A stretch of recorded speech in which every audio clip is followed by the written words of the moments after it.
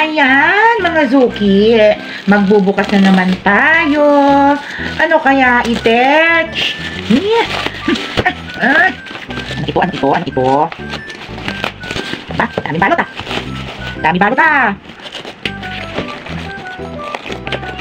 Ah! 1, 2, 3. Alam nyo ba kung ano ito? Ito yung King of Ginger na shampoo. Ang brand niya is Lee Macy. Ang ginger shampoo kasi nakakapagtanggal ng mga kati-kati sa ulo, mga dandruff, tapos nakakatulong din sa falling hair. Tapos maganda to kasi FDA approved to.